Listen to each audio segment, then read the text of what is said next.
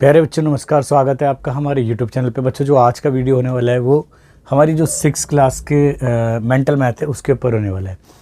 आज की क्लास में बेटा मैं आपको मेंटल मैथ्स के जो स्टार्टिंग के जो क्वेश्चन है हमारे चैप्टर 1 के, यानी अपनी संख्याओं की जानकारी, उसके मैं 1 से लेकर 10 तक के क्वेश्चनों को प्रॉपर तरीके से आपको सॉल्व करना सिखाऊंगा, विद पेन और विदाउट पेन भी। ठीक है, कि हम बिना पेपर पेन के कैसे करें, क्योंकि मेंटल मैथ्स को हमारे को बिल्कुल ही क्विक तरीके से बिना पेपर पेन के ही करना होता है। तो चलिए वीडियो को स्टार्ट करते हैं। तो पहला क्वेश्चन कहता है बेटा, दिए गए अंकों यानी 6, 2, 5, 8, 4 का केवल एक बार प्रयोग करके 5 अंकों की सबसे बड़ी संख्या बनाइए या बताइए।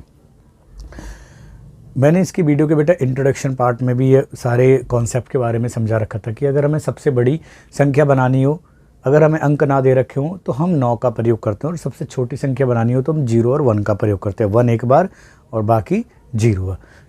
लेकिन यहाँ पे जब दूसरी कंडीशन है, जब हमारे को पहले से ही अंक दे रखें तो उनसे कैसे बनाएंगे। तो सबसे बड़ी बनाने के लिए सबसे बड़े अंकों को पहले लिखा जाता है, और सबसे छोटी संख्या बनाने के लिए सबसे पहले छोटे अंकों को लिखा जाता है, लेकिन 0 शुरू में नहीं लगाते। लेकिन यहाँ 0 है भी नहीं, तो चलिए क्वेश्चन कैसे आगे बढ़े। तो ये बनेगा बेटा, सबसे बड़ा अंक इसके अंदर क्या है, सबसे बड़ी संख्या लिख देता हूँ, सबसे बड़ी संख्या। इन अंकों का प्रयोग करके बेटा, मैं पूरी ब्रह्मांड की सबसे बड़ी नहीं बता रहा, मैं इन अंकों की प्रयोग करके। ठीक है, तो पहले 8 यूज़ करेंगे, फिर हम 6 यूज़ करेंगे, फिर 5 यूज़ करेंगे, फिर 4 यूज़ करेंगे, फिर 2 यूज़ करेंगे, यानी ये बनेगी 86,542। अब आप बिना पेपर पेन के कैसे करेंगे, देखो बेटा, 8 को लगाया, फिर 6 को 86, फिर 5 को, फिर 4 को, फिर 2 को। अब ये काउंट कर लो, इकाई, दहाई, सैकड़ा, हज़ार, 10,000, यानी 10,000 की काउंटिंग में 86 शुरू में लगाया तो 86,000 बोलेंगे। ठीक है, 86,000 बोलेंगे। उसके बाद में 5 लगाया हमारा तो 500।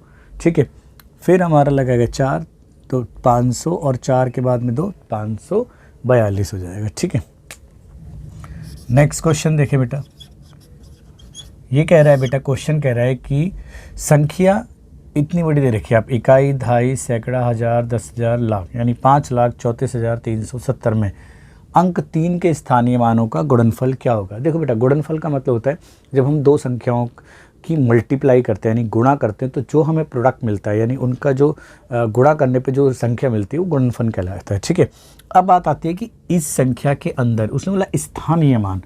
स्थानीय मान क्या होता है, किसी भी अंक का स्थानीय मान, संख्या है अंकों से बनी होती है, तो उस संख्या के अंदर किसी अंक का स्थानीय मान का मतलब होता है वो किस स्थान पे आ रही है, इकाई पे, दहाई पे, सैकड़े पे, हज़ार पे, 10,000 पे।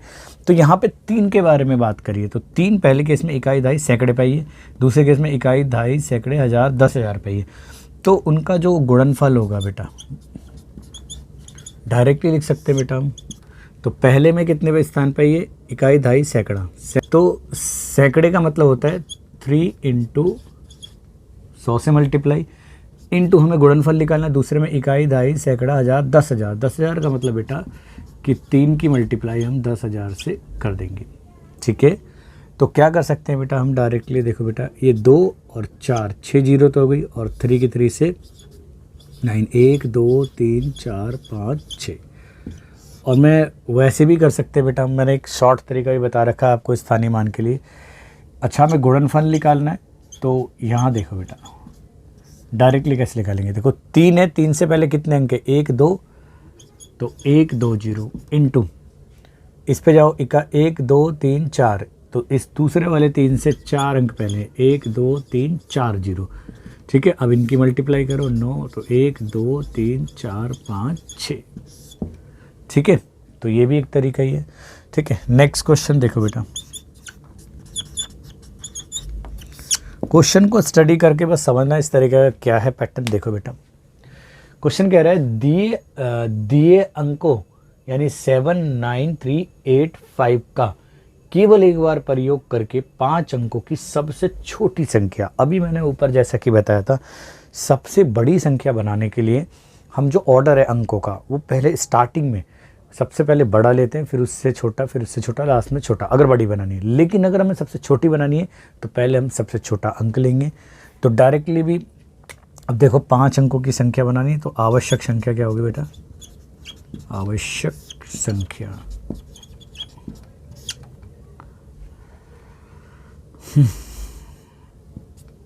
देखो बेटा, तो ये हो गई हमारी, छोटी बनानी है तो छोटे अंकों का प्रयोग करते हैं। पहले 3, फिर हमारा हो गया 5 हो गया, फिर हमारा हो गया 7, फिर हो गया 8 और फिर हो गया 9।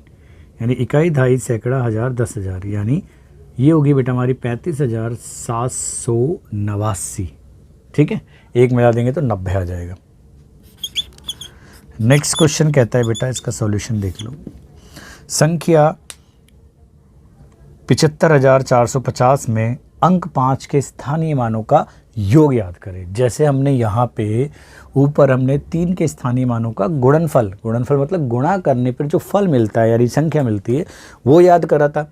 बट यहाँ पे हमें क्या याद करना है बेटा, उनका योग। योग का मतलब होता है दो संख्याओं को जो जोड़ के प्राप्त होता है बेटा। ठीक है, तो योग 2 से भी ज़्यादा का होता है, लेकिन यहाँ भी 2 का बारे में बात करें तो 5 पहला है इकाई, दहाई, यानी दहाई के स्थान पे फिर इकाई, दहाई, सैकड़ा, हज़ार पे है। तो हम क्या कर सकते हैं बेटा, अगर उसी कॉन्सेप्ट का यूज़ करें, इस वाले 5 से पहले 1 अंक है तो 50, इस वाले 5 से 1, 2, 3 अंक है तो ये हो गया हमारा 1, 2, 3, यानी ये हो गया बेटा आपका 5,000 और 50, यानी ये हो गया बेटा आपका 50। ठीक है बेटा, देखो 0 एज इट इज़ लिखी मैंने, फिर 5 और 0 5, फिर ये वाली 0 और ये 5 ऐसे, यानी 5,050। Next come to the next question. मान ज्ञात करें 45 गुणा ब्रैकेट में 14 - 9, यानी 14 - 9। अब एक आपको बोर्ड मास मैंने बेसिक्स में भी अच्छी तरह समझाया था कि जब भी हम ना अर्थमेटिक यानी जो बीजगणित से संबंधित या नंबरों के ऊपर जो हमारी मूलभूत संक्रियाँ जैसे कि जमा, घटा, गुणा, भाग ये लगी हो तो हमें कुछ बोर्ड मास या डी मास कहो इनका प्रयोग करना होता है। यानी वो एक तरीके से एक हमारे को एक तरीका बताता है कि हम कैसे पहले कहाँ जो पोर्शन है किस पोर्शन को सॉल्व करें, यानी किस पार्ट को हम उस व्यंजक को सॉल्व करें। तो यहाँ पे आता है बेटा ब्रैकेट के बारे में। बोर्ड मास भी कहता है पहले ब्रैकेट में हमारा पहले सिंपल आता है, फिर हमारा करली आता है, फिर स्क्वायर ब्रैकेट आता है ना। तो पहले ब्रैकेट को सॉल्व करते हैं, और अगर ब्रैकेट नहीं है तो डी मास यूज़ होता है। पहले ने डिवीज़न यानी जो भाग है, फिर हमारी मल्टीप्लिकेशन यानी गुणा आती है, फिर हमारा एडिशन यानी जोड़ आता है, फिर सब्ट्रैक्शन यानी घटाव आता है। तो यहाँ पे पहले हम क्या करेंगे बेटा, इसको सॉल्व करेंगे बेटा। 45 को एज इट इज़ लिखा मैंने, 14 में से 9 सब्ट्रैक्ट करेंगे तो बताओ कितना आएगा बेटा, 5 आना चाहिए बिल्कुल। ठीक है, अब 5 की 40 से करो तो 200, 5 की 5 से करो तो 25, तो ये हो गया हमारा 225। ठीक है, तो आई होप आपको क्वेश्चन समझ में आए होंगे। जल्दी से आप इनको नोट कीजिए ताकि मैं इस वीडियो को नेक्स्ट पार्ट करा सकूँ। चलिए बेटा आपके अगले क्वेश्चन है। क्वेश्चन नंबर 6 कहता है बेटा 24 को रोमन प्रणाली में बताइए।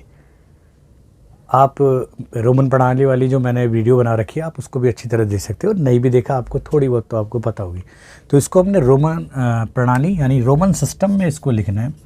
तो 24 है बेटा, कितना ही 24 है। इसका मतलब इसके अंदर 2 बार तो 10 है, यानी 10 और फिर 4 है। 4 को अगर हमें एडिशन करना होता है तो हम उसके राइट में नोट करते हैं, जबकि सब्ट्रैक्शन कर रहा है तो लेफ्ट में। तो यहाँ पे हम राइट में ये रहा, तो ये हो गया हमारा 10 और ये 4 हो गया। इसका मतलब ये हो गया 24। नाउ कह रहा है बेटा अगला 2 लाख में कितने हज़ार होते हैं।